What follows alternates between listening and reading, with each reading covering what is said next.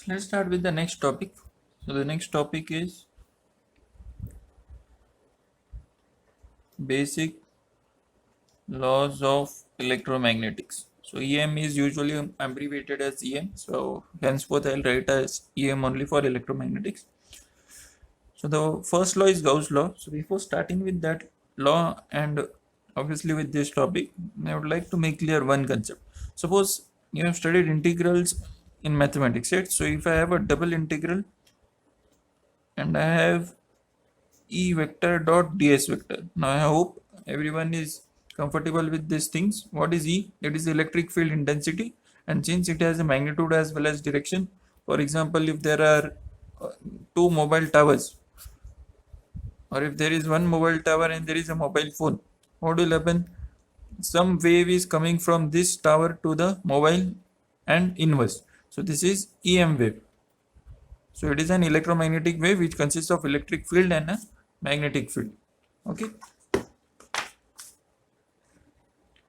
So that is our electric field vector dot product with a surface vector, right? So what is the meaning of this integral physical significance? Let's see. So consider I have a rectangle. So this is x-axis, this is y-axis. So what I want to do, I want to find the area of this rectangle. But the problem is it is infinite in nature. So I cannot find. If it would have been something finite, I would have directly said it is x and y.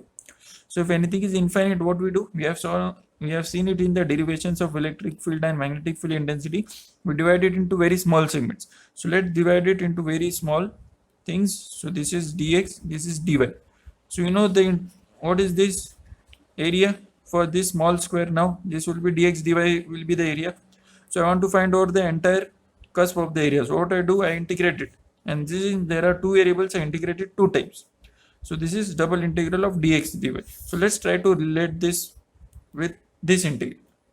So assume this is a hollow window now. So if it is a hollow window, air will pass through this. It will either go inside or it will come out. Right? It will either go inside or it will come out. Right?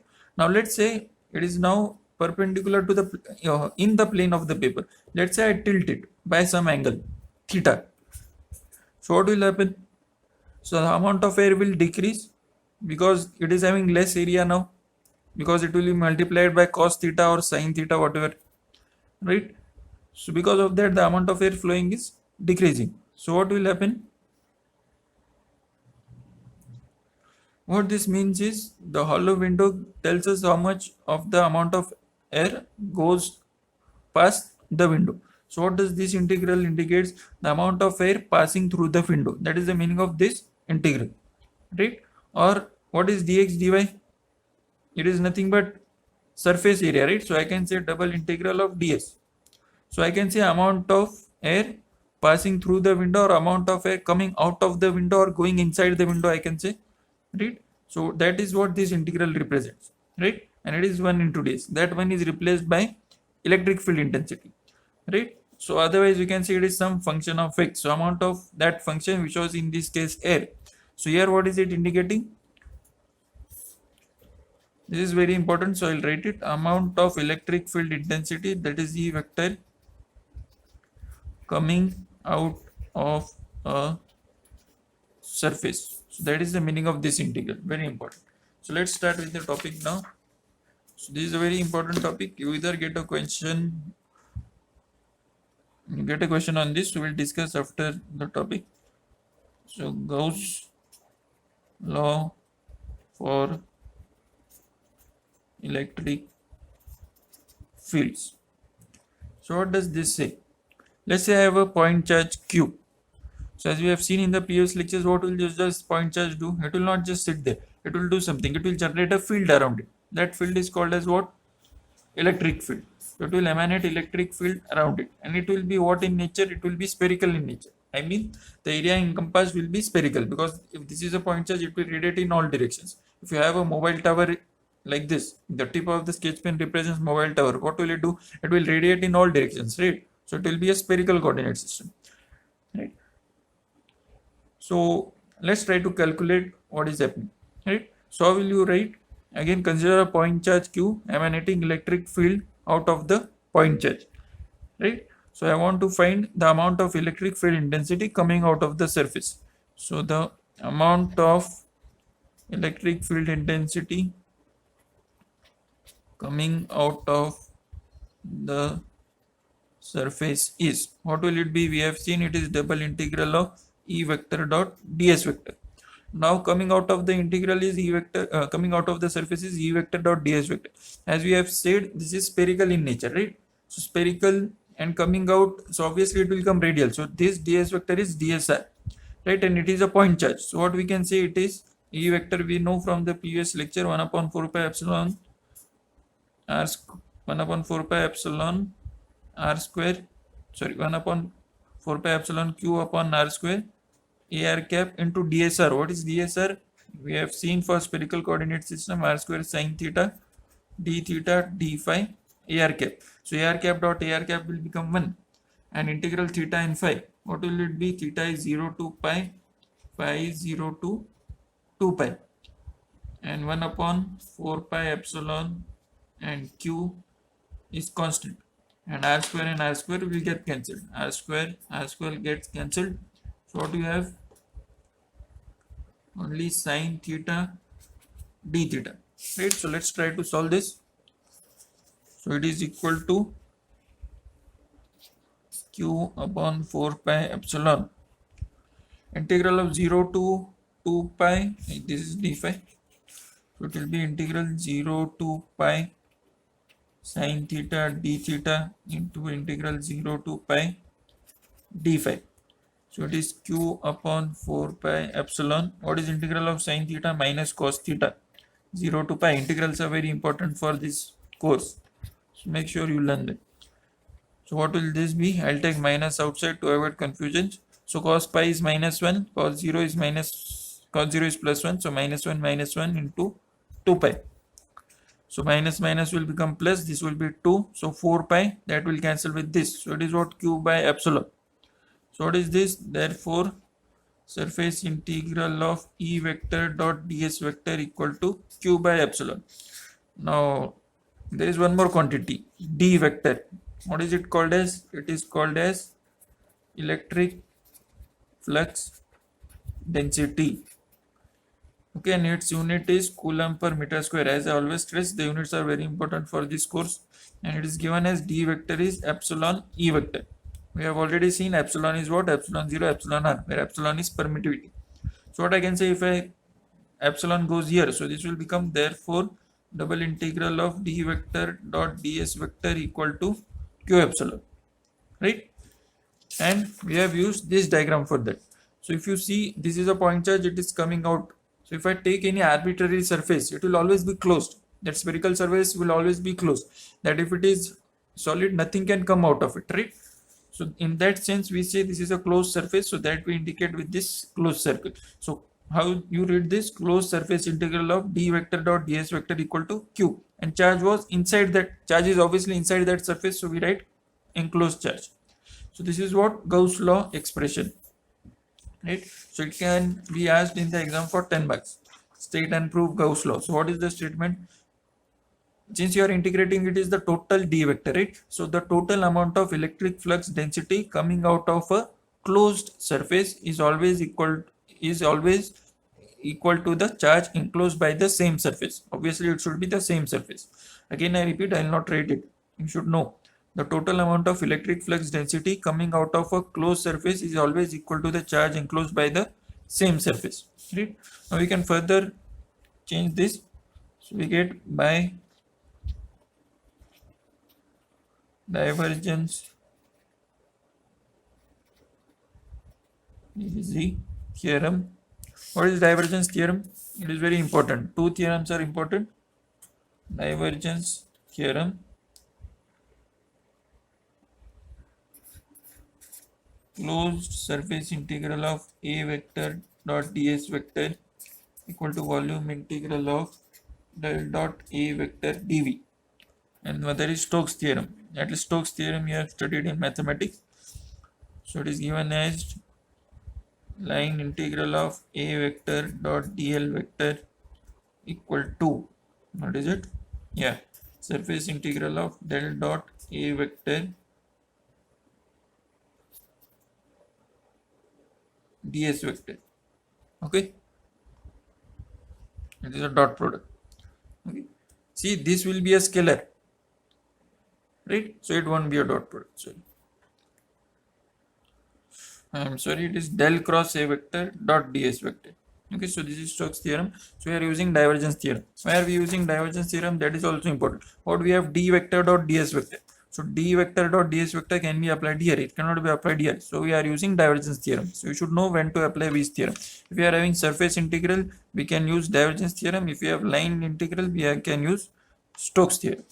So by divergence theorem, this will become what? A becomes what? Del dot A. So D will become what? Del dot B, del dot D, and volume integral. So del dot D vector dV equal to Q enclosed. Now what I can write Q enclosed? It is enclosed in a spherical surface, right? So how can I write it?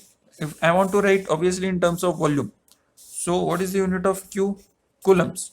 That is, unit of charge is coulombs. So how can I write? I can define something called as volume charge density. So it is volume charge density.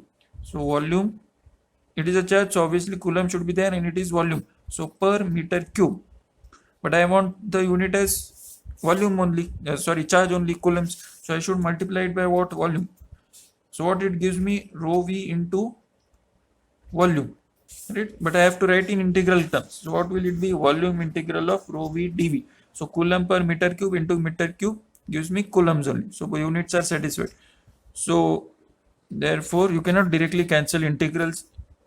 So it will be this step, del dot d vector minus rho v dv equal to 0. So this is equated to 0. So therefore del dot d vector equal to rho v. Fine. So this is the equation for Gauss law for electric field. So it can be asked for 10 marks. Prove del dot d vector equal to rho v, or state and prove integral and point form of Gauss law. So this is called as point form. And since integrals are present here, this is called as integral form. Okay. So I'll just note this down somewhere in a different paper.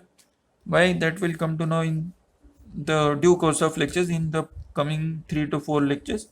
So we have Gauss law for electric fields, and it is integral form, and other is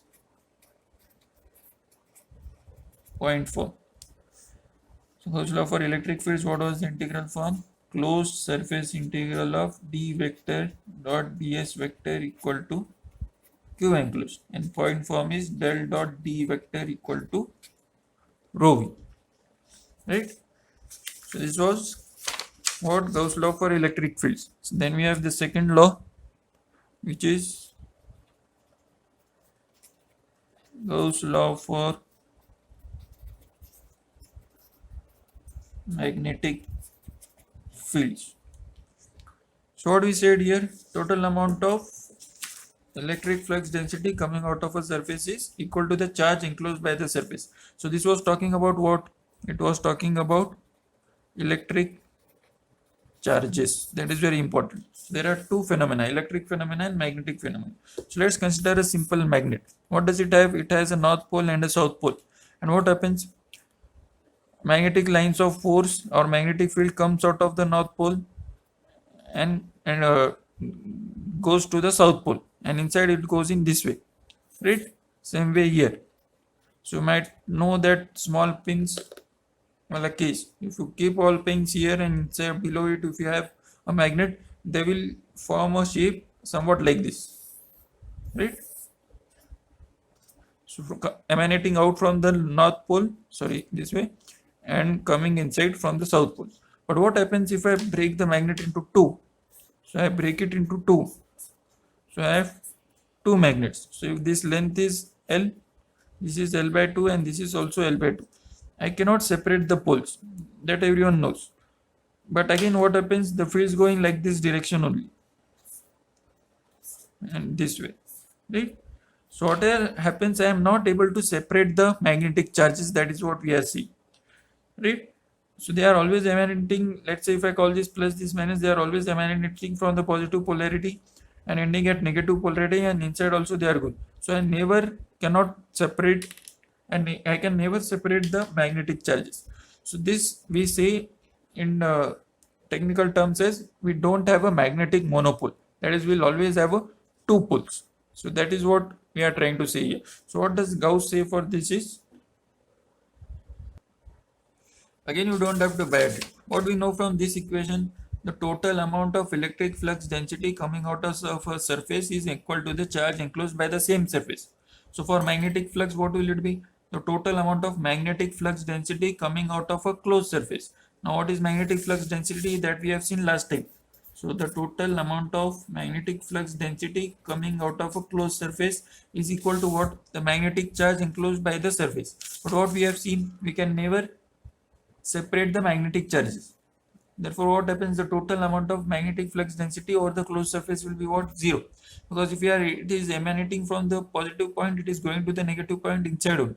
So you cannot separate them even if you break it further into two. So you cannot separate them. So there is no plus Q and minus Q. Right? You have them together. You cannot separate them. So that is why this is zero. Right? So this is the statement for what? Gauss law for magnetic fields. So if you have seen, this is what closed integral of d vector dot ds vector was Q enclosed. Okay, this is better. So this was integral form. In point form, what it became? Del dot d vector is rho v. So in the same way, if you apply divergence theorem here, what will you get? Del dot b vector is 0. Right? So next we have Gauss law for magnetic fields. So what will you get? Closed surface integral of b vector dot ds vector equal to 0. So in point form, it is del dot b vector equal to 0.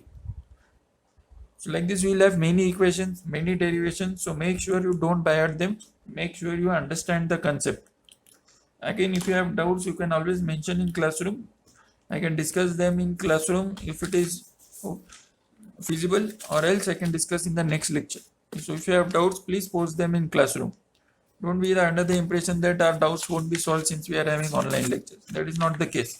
So again, there will be many equations, right? So these are already 4 equations. And in coordinate system lecture, we had around 16 equations if I am not wrong. So you cannot buy at all of them. So make sure you try to understand the concepts. Okay.